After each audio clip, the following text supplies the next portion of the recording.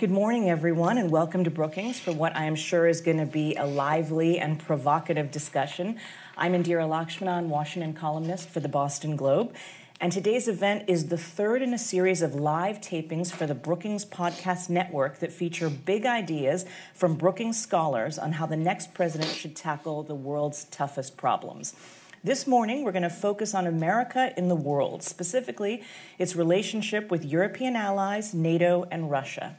Hillary Clinton and Donald Trump have articulated worldviews during this campaign that are virtually polar opposites, I think it's safe to say.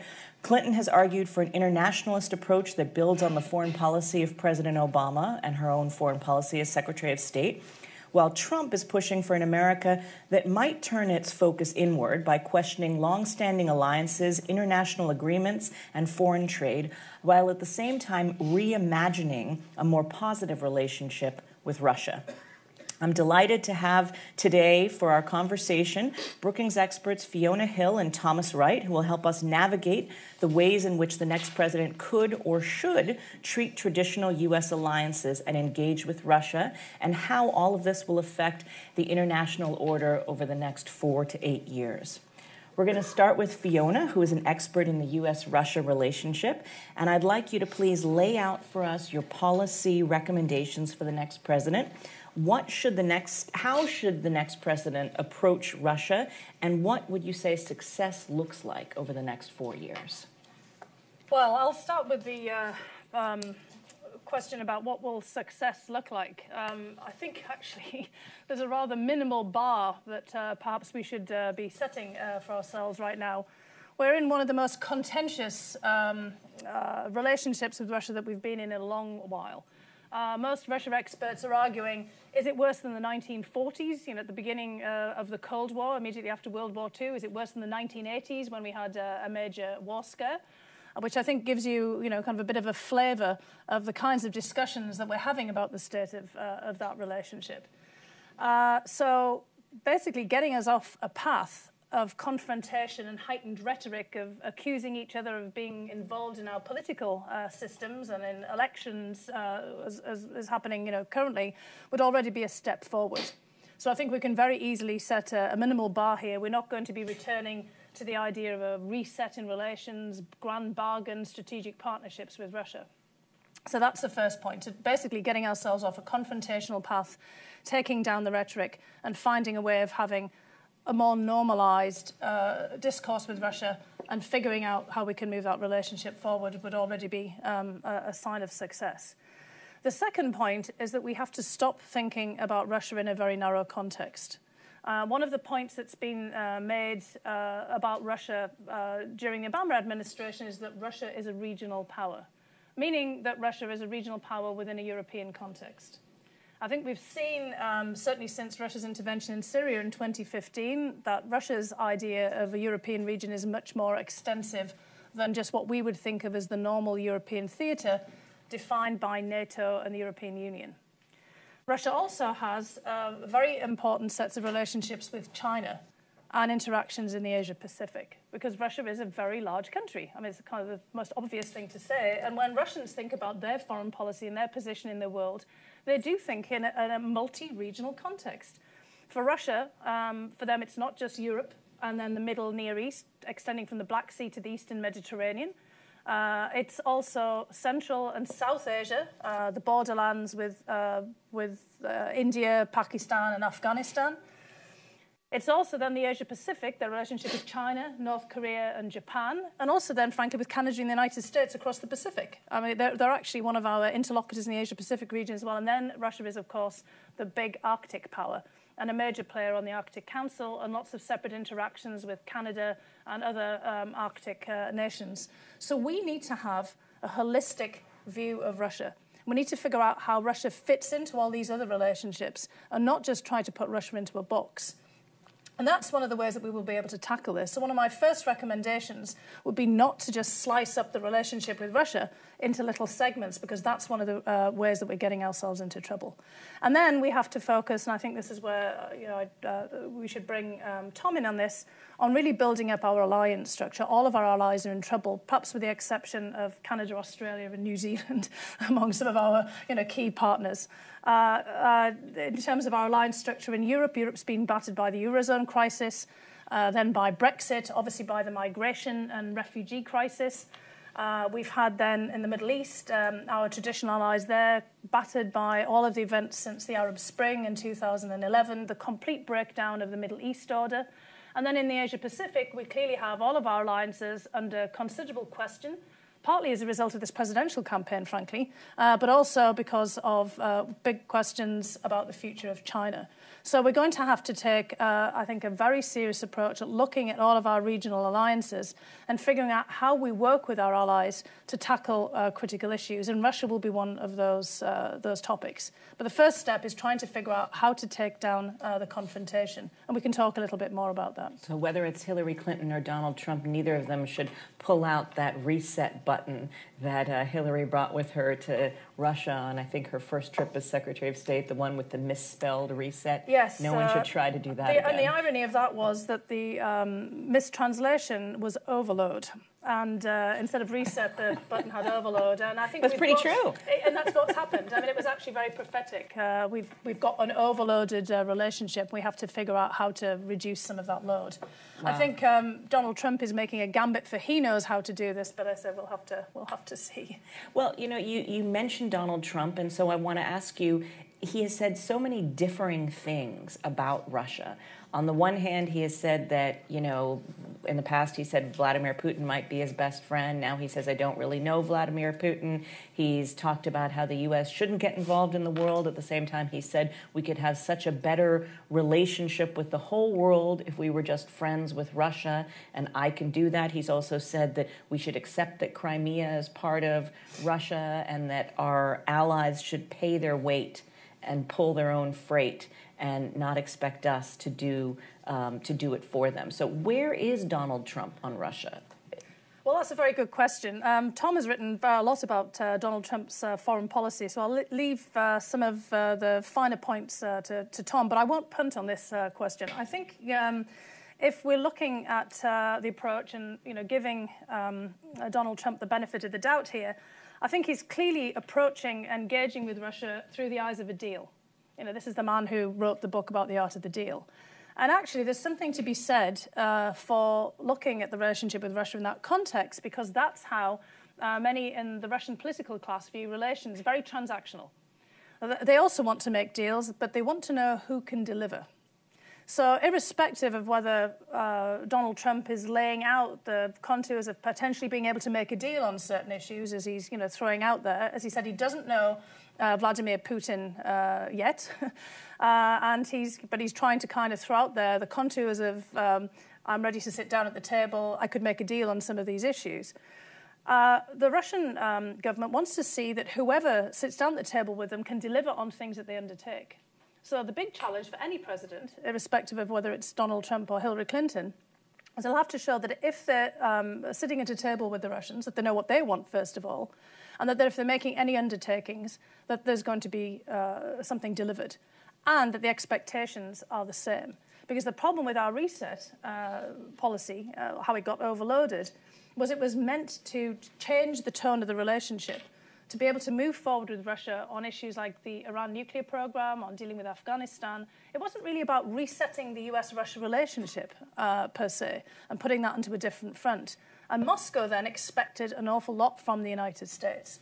It actually thought that the US was going to change its policy on a whole host of things, from democracy promotion to the expansion of NATO, perhaps to support for other EU enlargement or other issues in Russia's neighborhood. And that wasn't what that was about. Well, because, in fact, the U.S. in that case was the one being transactional, saying we need your help, Russia, with the northern distribution network to get supplies into Afghanistan. We need your help, Russia, sitting down with the P5+1 to make an Iran nuclear nuclear deal. This was, of course, before we needed their help with Syria, but the U.S. had its little checklist, and as you say, did not intend to readjust other things, wanted to transactionally do what was good for us. That's exactly right. So that's the framework that we have to operate in. We have to understand if we're going to make it that transactional, that we have to be very clear so that the expectations are exactly the same. So irrespective of who the president is, they're going to have to figure that out. Well, I suppose in foreign policy, as in life, when somebody wants to get something transactionally, the other party often wants other things attached. It doesn't always work that way. And Russia's got a long list. Yes, it certainly does.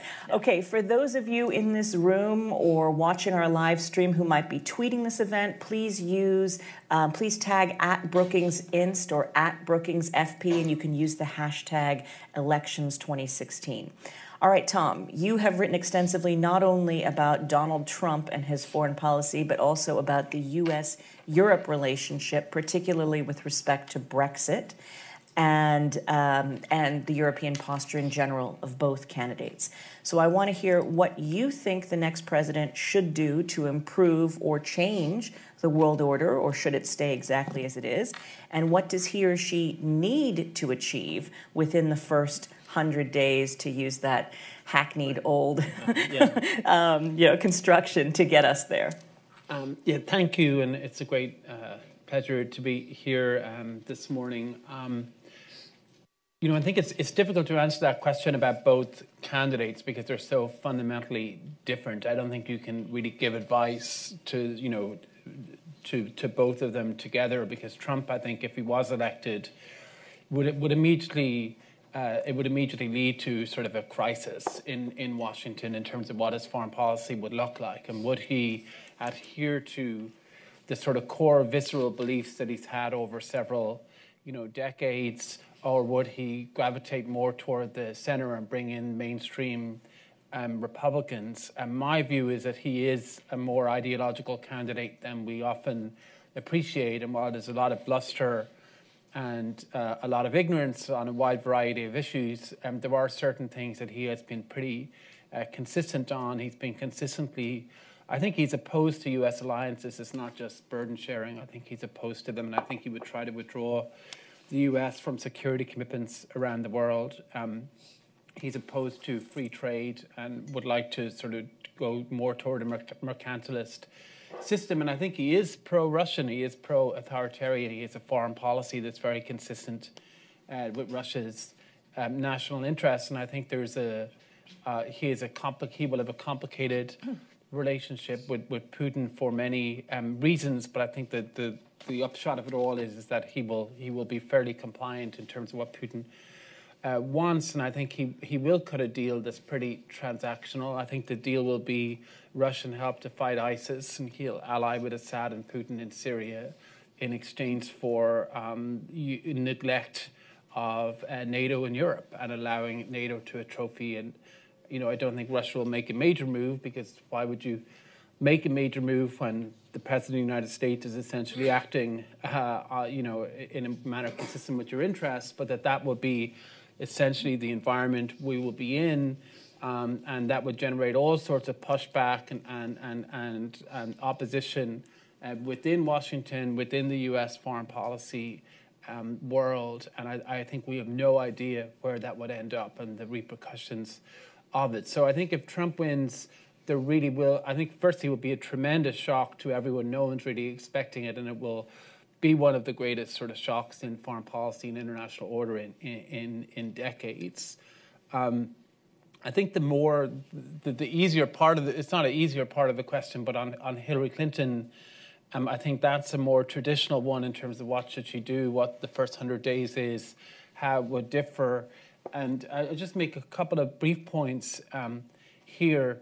It will be a third Democratic term, and obviously she was President Obama's Secretary of State, and so there's a lot of discussion on whether or not she is going to be different or the same. Every president is unique on foreign policy. Every president has their own perspective and view, whether it's a doctrine or a philosophy or an approach, including presidents from the same party.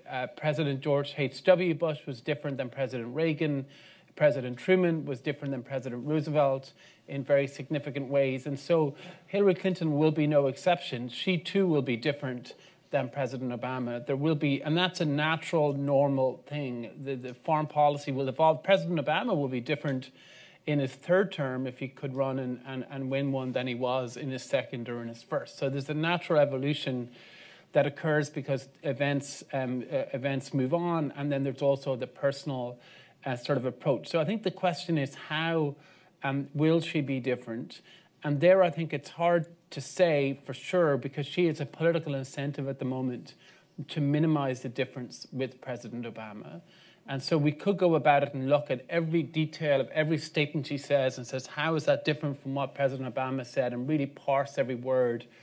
But that runs the risk of overestimating or overemphasizing minor differences that she didn't really intend. So how I would go about it is to say, what is the critique from sort of democratic-leaning foreign policy observers and experts and policymakers about the Obama administration? Like, is there an alternative view out there from the Obama administration? And maybe if that's consistent with what Hillary Clinton has stood for in the past, maybe that's where they will go. And I think there is one, and I think it basically is viewing international politics more through a geopolitical lens and more through a regional lens, and seeing what's happening, particularly in those three key strategic theaters in the Middle East, in East Asia, and in Europe, as very important, and the deterioration there damaging to the international order and to U.S. interests, and seeing a U.S. role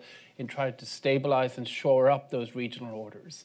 If you look at the Obama administration, the president's view, I think, is that particularly in the Middle East, the greatest risk is getting drawn further in, and that the U.S. has no inherent interest in imposing or really sponsoring an equilibrium in the region, and that this needs to be done by the powers themselves. The U.S. has some narrow interest, but he sees it as his role to really limit America's exposure to the Middle East. I think President Clinton will be more likely to see a key U.S. role in trying to stabilize the region. So the question is, how would that come about? It probably would be by re-engaging with America's allies in the region, particularly some of the Sunni Arab states. Similarly, in Europe, as Fiona was mentioning, in terms of with Russia, I think they will see a very key sort of U.S. role in trying to shore up the European Union and NATO, and then also balancing Russia. I think the problem that she will face is that Russia is going to be, I think, a real difficulty. I can see how she gets to a relatively constructive relationship with Russia at some point, but I don't see how she gets there without a very difficult first year, right? Because there's all of these, there's all of these crises and problems, including the fact that Russia has just interfered in the U.S. election, which I think will be a substantial issue after the campaign, and that there will be a U.S. response to that, and it will be significant. And then there's a Syria part where there's an obvious clash over the no-fly zone, and there are other things too. So I think she will have no honeymoon. It will be a very tough sort of foreign policy environment for her, very difficult 6 months. But I think that the message that they need to send is to really show what their policy is, that this, they may want to show this is a tougher sort of team in town, and trying to sort of lay out key sort of U.S. interests in these different regions, and then acting to bolster them. Well, you mentioned the tougher team in town. Of course, the key here, and a difference between Donald Trump and Hillary Clinton, is that both Vladimir Putin and Sergei Lavrov, his foreign minister, know Hillary Clinton very well. They've met her on many occasions when she's been to Russia or she's been at international meetings, and Sergei Lavrov has met her all over the world, whereas they don't really know who they're dealing with in Donald Trump other than his public rhetoric. And, even though certainly Clinton is leading in the polls and it looks like she will probably win, nothing is over until it's over. So I want to ask you to describe for us a little bit, since you've looked at it quite closely, Trump's rhetoric towards Russia? I'm sort of trying to think through the lens of someone who's studied China, because, of course, American foreign policy experts over the last decade have talked about a supposed G2 with China. This idea, you know, we're the two great powers. We don't have to be oppositional superpowers. It doesn't have to be a Cold War of any sort, but we can sort of lead the world together through this constructive, cooperative G2. Is what Trump is suggesting between the U.S. and Russia similar to this G2 idea? Well, maybe I think it is to some degree. It's an interesting way of, I hadn't thought about it in the G2 way. Just in terms of his rhetoric on Russia, I think he's been pretty consistent. I mean, he's always had a fond spot for Russia. He went to Russia in 1990. He came back. He was really disillusioned by Gorbachev. He thought Gorbachev was a disaster. He said that he thought that Gorbachev should have behaved more like the Chinese in Tiananmen Square, and that would have been a much stronger approach and would have shown there was the rule of law and order. So Trump's Russia. Nothing if not consistent, So, actually, over the decades. Yeah, and so he has had various interests in Russia. It's really been remarkable during the campaign. The easiest thing for him to say in the world would have been, I have concerns about Vladimir Putin, of course. Of course, I'm worried about what he's doing in Eastern Europe, but I think we have common interests. He has been unable to even say that, right? He has consistently brought up Russia in a positive way, Putin in a positive way, including in the last debate when he didn't have to. There was nothing that said he had to do that. And his rebuttal to the accusation and that he is pro-Russia is, I don't know Putin, I don't really have anything to do with Russia. It's not, I have concerns about Putin, or there are real reasons for worry, or we have alliance commitments that are important.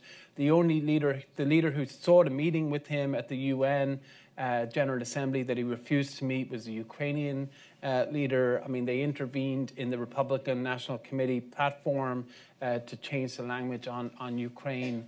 You're talking about Russia through Paul Manafort, yeah. Trump's then campaign chairman, and other influencers around him who have close ties to Russia. Right, but even after Manafort left, there was I think the UNGA thing, the UN thing was after Manafort left. But the platform was under Manafort.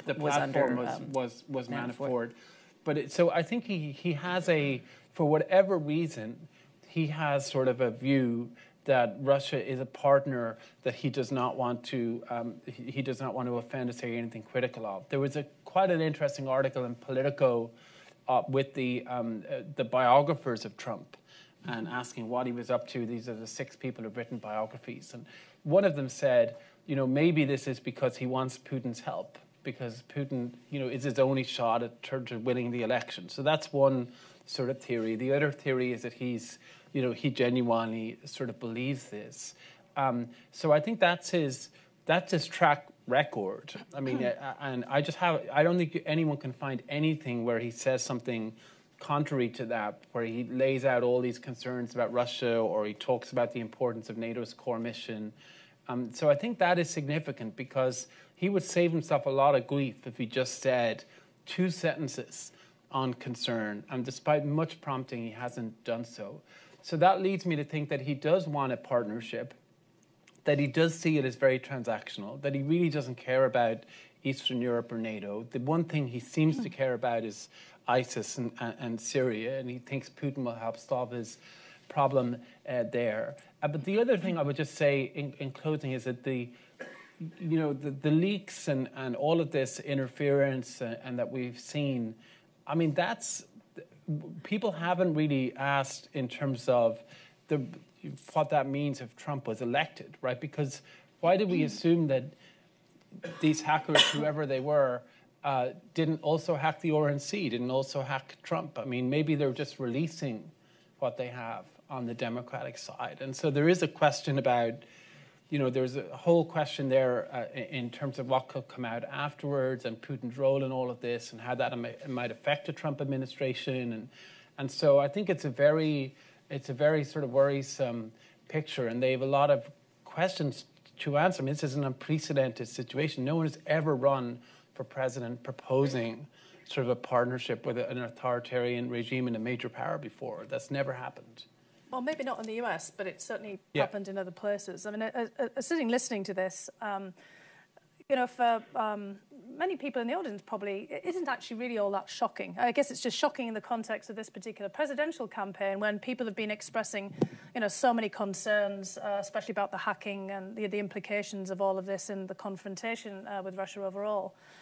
But if you travel outside of the Beltway and Washington and the Northeast Corridor and get across America, and I've been doing a lot of that, as many of my other colleagues have, to various talks and meetings. There's a very strong sense of Putin's the man.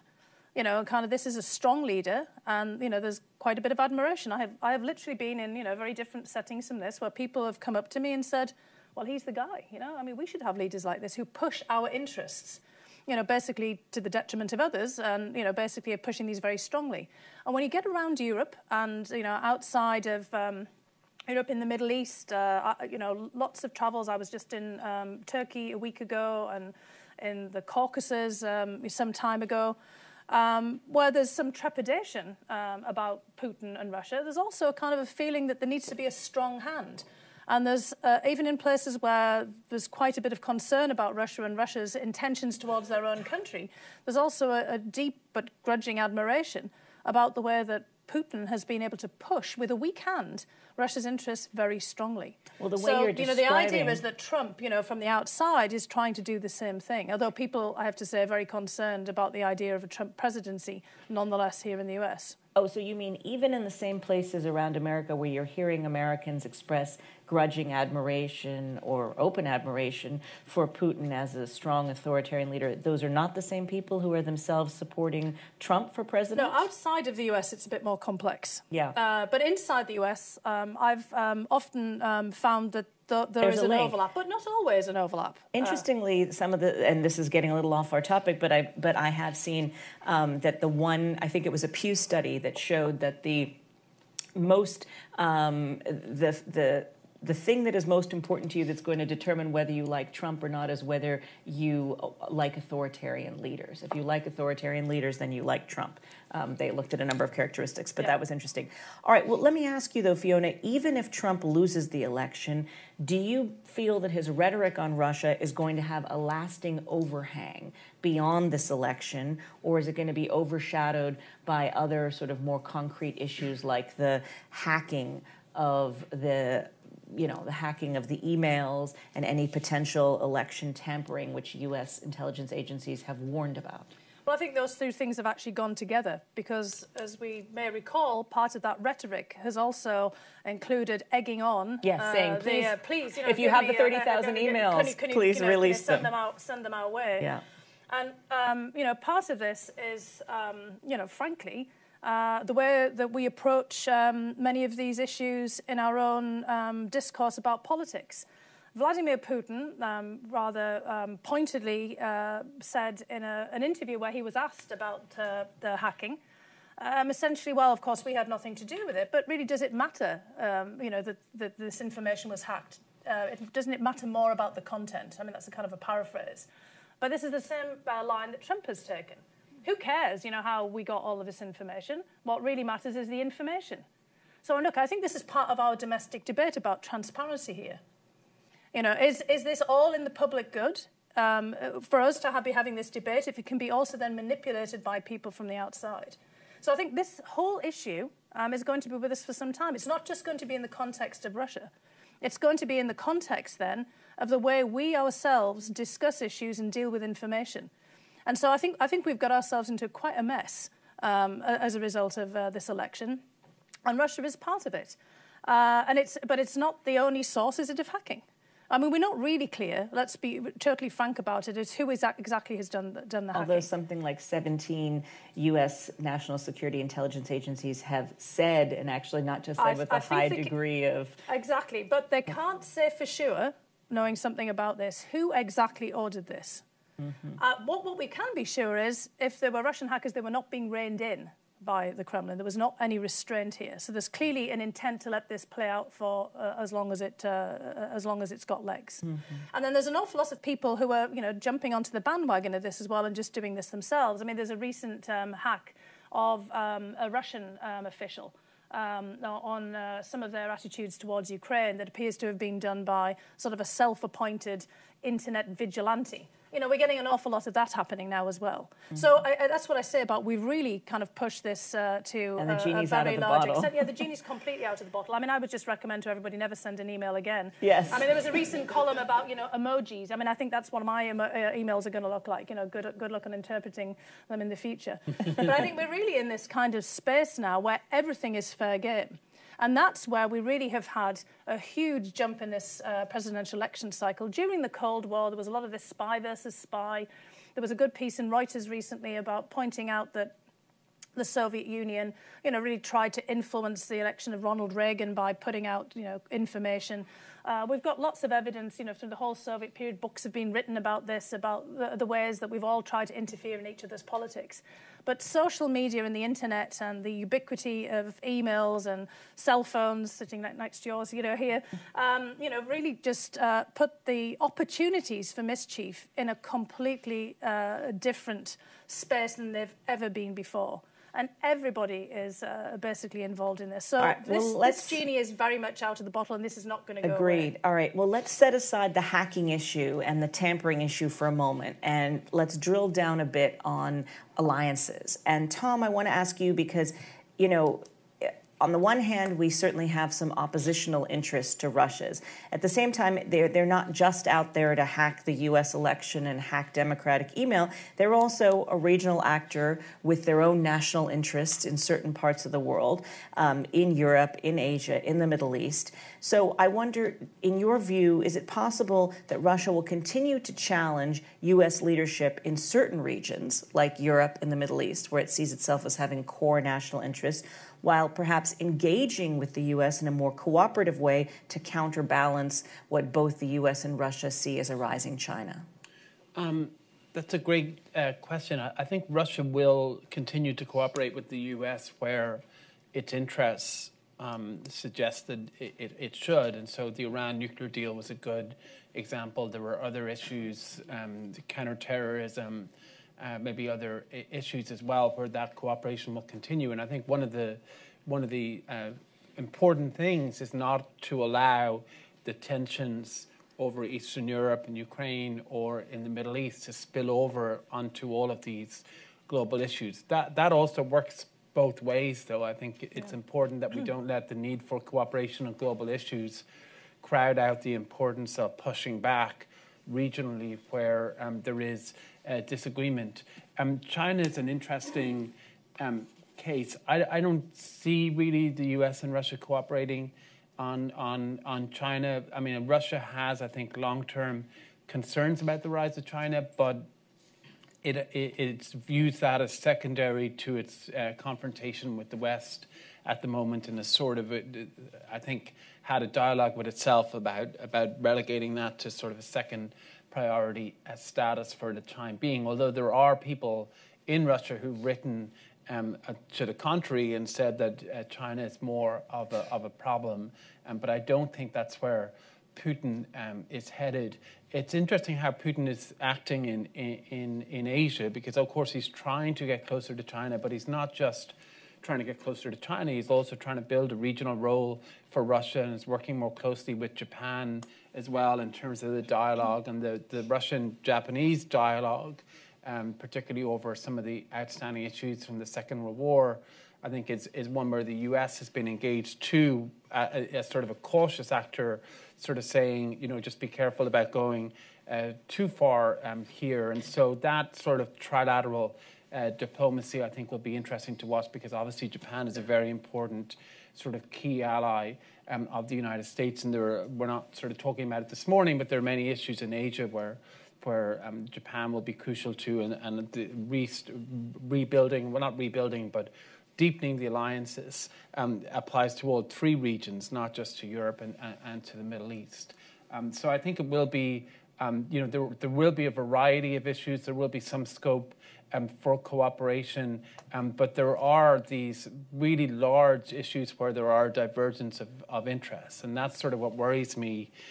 Is in that first year on Ukraine, on Syria, on the cyber front, is there a way to, and also getting over the fact that Putin and Clinton don't like each other at all, right? Which I think is a non-trivial dimension to this. How do we sort of, establish a clear position to push back where it's necessary, but then get to some sort of stable equilibrium where there's predictability and stability? All right. Well, you've talked about, there are very oppositional interests in Ukraine and in Syria and some other places. So let's sort of broaden the lens on this, and let me just ask you more generally, is Russia an existential threat to U.S., EU, NATO interests, and are we entering a new Cold War? I don't know if I'd go so far as to say existential threat, but I think there is a core problem there, which is in Europe. Russia sees the EU as a threat to its regime's interests, sees the expansion of the EU and the colour revolutions that it sees as sponsored by the US and Europe as a real danger. And it's obviously pretty active within the European Union in trying to promote discord and some of these populist and more nationalist movements. And a strong European Union is a core US interest and has been since the beginning of the EU. So that's, I think, one area where it's quite sort of complex. But you could say that there is a Russia dimension to the problems that the EU has. And then there's also the nuclear side, which is coming back as an issue that probably is more existential, on both sides. So I don't think we're going back to a Cold War at all, and I think it's really important not to sort of allow that frame to come back in, because it's much more complex and multidimensional, and there are areas for cooperation as well, and even some interdependence with Russia as well. But there is, I think, a competition, and it's important to sort of manage that in a responsible way. Well, competition is a positive frame for it. Cold War is the negative frame that we often hear. Fiona, where do you come down on this? And then I want to ask you, the major tool that the U.S. and the EU have used against Russia in the last several years, particularly over Ukraine, has been sanctions. Yep. Maybe they've been effective in tightening, putting pressure on Russia's economy. They have not been effective in terms of getting Russia to actually change its behavior. So if those crumble, either because there's a split between the U.S. and the EU or within the EU, what alternatives do we have? So first, the Cold War piece of the question. Yes, well, that's why I'd like to start, actually, because I think, what Tom has presented is, spot on as an analysis from our perspective. If you flip it and look at the Russian perspective, they actually do believe that we are an existential threat to them. And that this is something that is built up over a period of time. And you just have to take a close look at Russia's military strategy, which has been evolving over the last decade. And you can see a strategy that's built on, actually, a strategic perspective on preemption. Russia sees a threat from the United States and from NATO on the conventional side. And, of course, there is still the nuclear dimension here. And the Russians love to remind everybody that they're still the one country that could basically destroy the United States in a nuclear war. But they're equally as mindful of the fact that they can be destroyed. We could do the same. Yeah. Russia has also put out a strategic perspective that in the future it wants to make sure that no more wars are fought on Russian territory. Now, you can actually, so that's a fairly straightforward and completely understandable goal for Russia, unlike the United States, that has had two major world wars fought on its territory to devastating effect. One bringing down the Russian Empire, and the second basically devastating the country in World War II with, the big figure of 20 million people killed in the course of this war. And again, huge losses as well as eventually some gains of territory. So the whole of the Russian military establishment is very much geared to figuring out how a local war could turn into a much larger conflict and then preemptively moving in. And you can see that in Ukraine and in Syria. And Russia is fighting two wars now with the West in its view, with the United States directly, in Ukraine and Syria. We just don't interpret it that way. And it's the Russians who've been pushing out the frame of this idea of Cold War 2.0, because it's back to the idea of two superpowers. This is a G2 idea, but in a military context, of the United States and Russia facing each other off, certainly in this broader European theatre. But then, of course, it's not a G2, it's a proxy war. Exactly. It's not cooperative. Exactly right. And then, you know, they've also pulled out the idea that Syria is like the Korean War in the 1950s. That's not how we've been describing it. You know, so we have to understand how the other side is presenting things. We also have to see their own threat perceptions. So although we don't see it in this way, they certainly are seeing an existential threat from the United States that they're preemptively moving against, which is getting us constantly reacting to it. So that then brings us to this question of Ukraine, Crimea, and all of the sanctions. I basically think that we have to put this again in a bigger context of what Russia is looking at. I want to have a little bit of a nuance on what Tom said about China.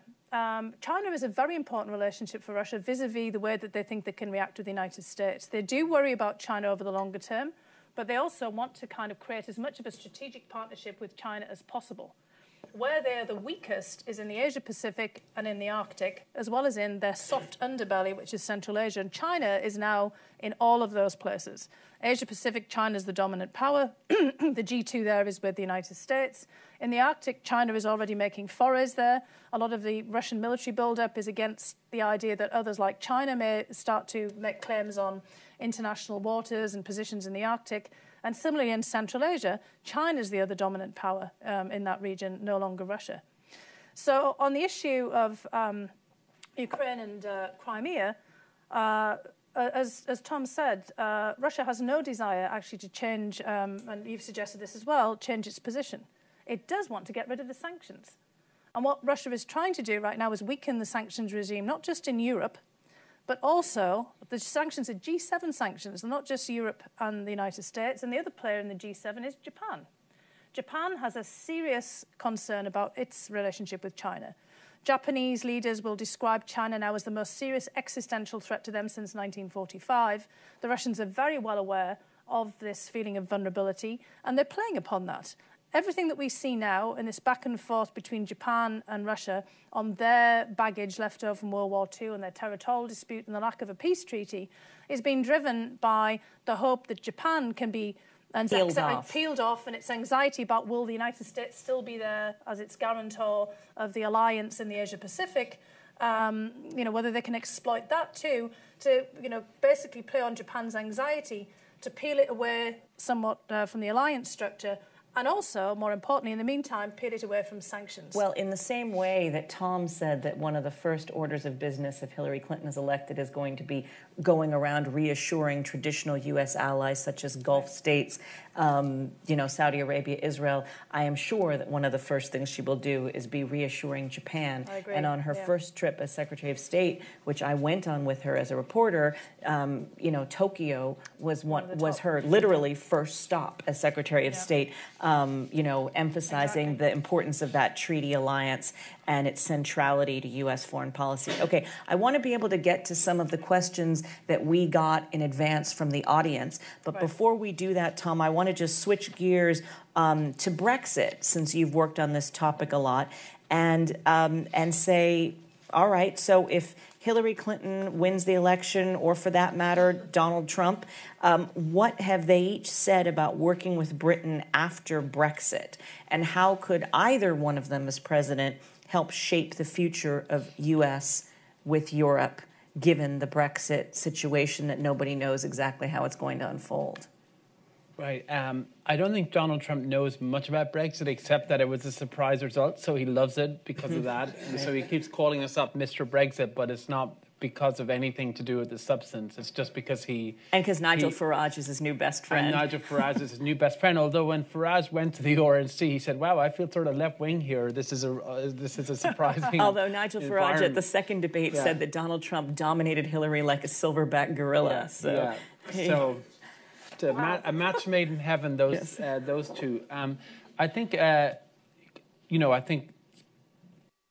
Clinton administration will want to be helpful to both Britain and to the European Union, and their position probably will be, since traditional U.S. foreign policy has always had a strong Europe as a core sort of interest and goal, I'm sure that they will say, look, we can be helpful in this, and we want to see a Brexit that succeeds for Britain, and Britain come out of this independent and strong, but also that the EU comes out of it strong as well. And so you have this, win-win situation for both. The tricky part is, what does that mean in practice? And what I think has been sort of interesting in terms of the UK position is that they don't have anything really that they want from the US, right? That there's no ask out there in terms of a role that the US can play. From the Brexiteers. From the Brexiteers.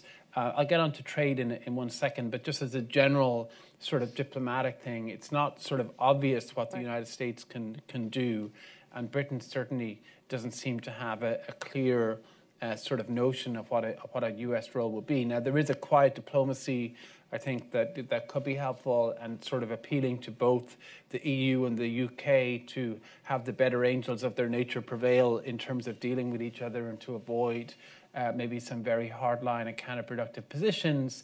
But beyond that, it's sort of still murky in terms of what it'll be. In terms of trade, there is this FTA idea in terms of the UK and the US.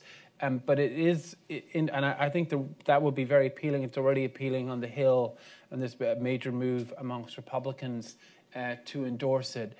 But very little is known about it beyond the top line sort of name of a free trade agreement. There's already a lot of trade between the United States and the UK. So one question is, what would it be about, and would it really have sort of bang for the buck in being a benefit to Britain, or is it purely symbolic? And then trade is very difficult to get through anyway at the moment, and there's the whole issue of TTIP and the UK's relationship in that, and whether TTIP is reworked or abandoned or revived. So I think it's very sort of unclear, but there is I'm pretty sure there will be goodwill there from a Democratic administration, or Trump is known. I think Republicans on the Hill are also have a lot of goodwill as well to try to make this work if possible. All right. I'm going to ask for short answers for the next several questions so that we can get through some of the ones that audience members were good enough to submit in advance. So Amelia San Miguel asks, aside from taking the Donald Trump route and threatening that we will abandon our allies, what tools do U.S. leaders have to incentivize our allies to actually pay more for their security, especially in NATO? Well, I think that the debate that we've been having during the presidential election, and also comments from President Obama, many people here will recall his extensive interview with Jeffrey Goldberg in The Atlantic, for example, but other comments that he's made about his frustration often with allies, I think has already sent a pretty clear signal. Certainly in meetings that I've been at free riders in was Europe, the term he used. That message has really got across. I think a lot of it gets back to some of the travails that Tom has been flagging in the European Union now with Brexit, as to whether the big hits to European economies are really going to be affecting their defence budgets, particularly in the case of Brexit. I mean, the UK had made a commitment to 2% of GDP being spent on defence, but this could be 2% of a much lower GDP as a result of the economic hits that have already been experienced in the last several months, but that certainly could be prolonged out over a period of time. We also have ahead of us in 2017 4 big elections in Europe, 2 bigger than the others, in Germany and France, then the Czech Republic and the Netherlands. And all of these issues about defence and security will be on those election rosters. So it's going to be pretty hard for the United States to really get its allies to focus on building up these defence, even though I think that there is really a realisation now within NATO for sure, the allies, that they have to step up. Okay.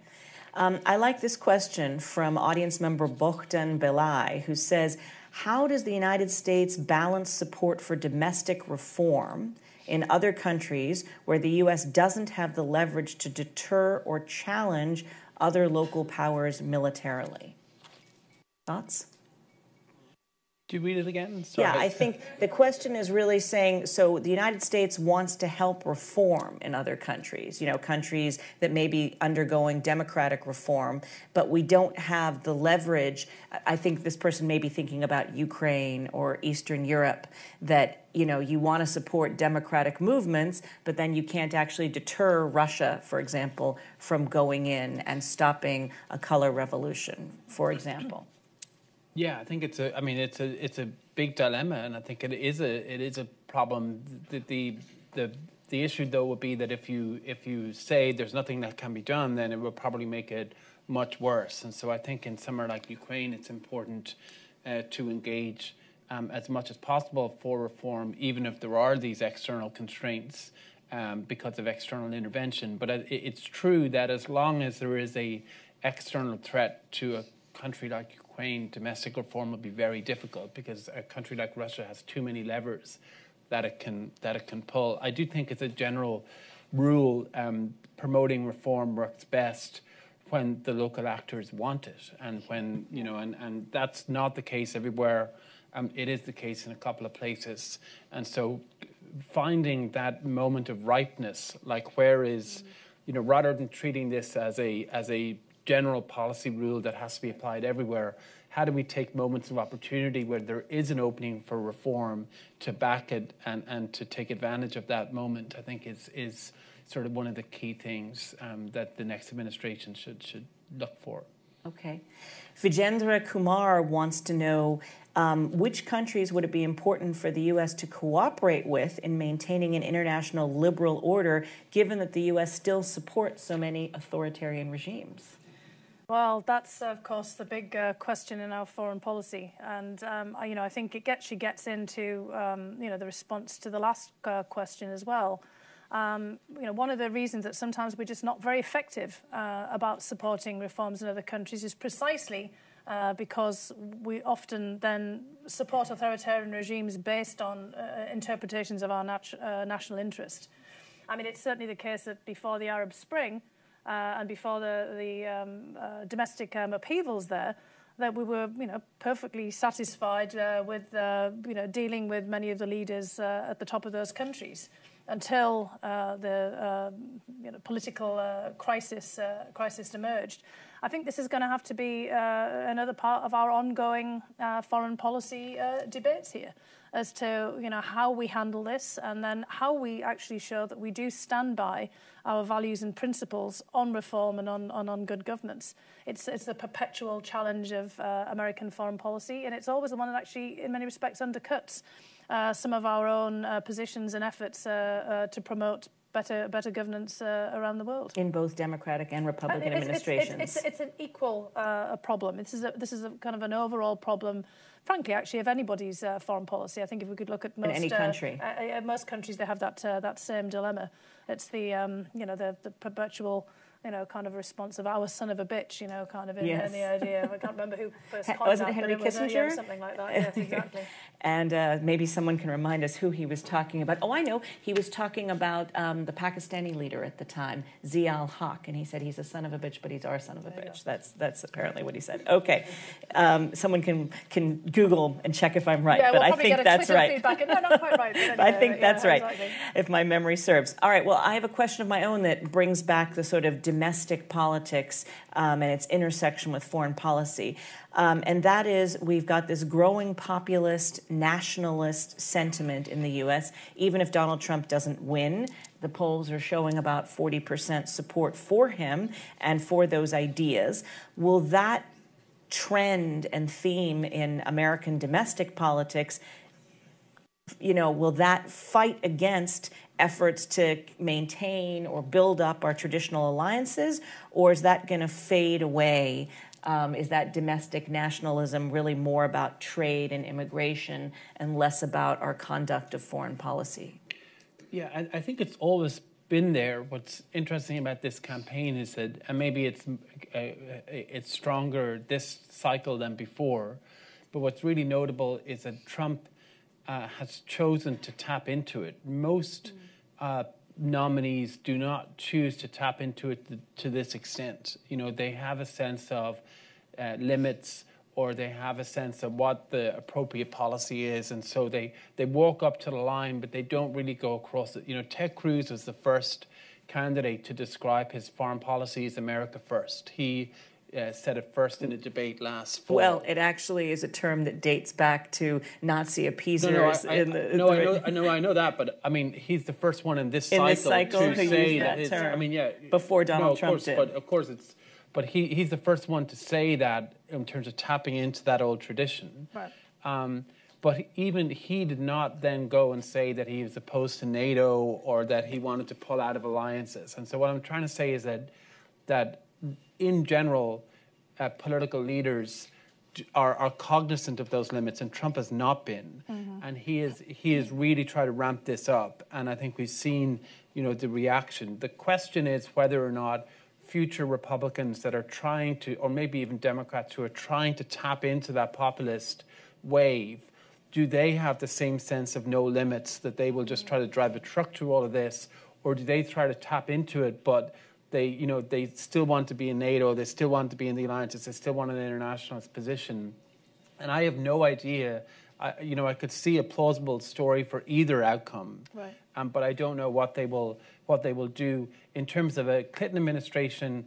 I think it will be a constraint. It's already a constraint on the economic front and trade, but at the risk of having this sound like a cliche, I mean it depends whether or not their policy is successful. If they get success, then I think a lot of people will say will be less motivated by the populism. Mm-hmm. But if they fail in key spots, then it will probably exacerbate it, and right. we will see this return of this sort of isolationism. Well, hasn't some of that populism, though, been based on this sense that others need to pull their weight? You mentioned the Jeffrey Goldberg article, and where President Obama himself talked about free riders. Just very quickly, do you think that Donald Trump has hit on to something? Do our allies need to contribute more money to their defense, either through the U.S. security umbrellas that we give to Japan, South Korea, the Philippines, or the NATO umbrella? Do others need to contribute more?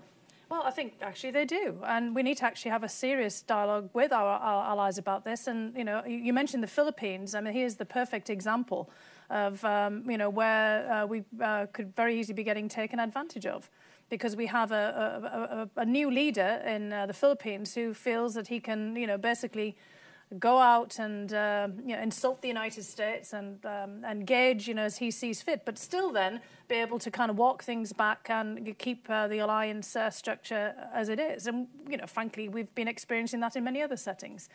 The point of this also is that populism is alive and kicking in so many other settings that really we're part of a very similar wave of everyone trying to focus in on their own national narrow interests, and the leader of the Philippines is doing exactly that. Brexit is a very similar issue, and I think that could be a very cautionary tale for the United States.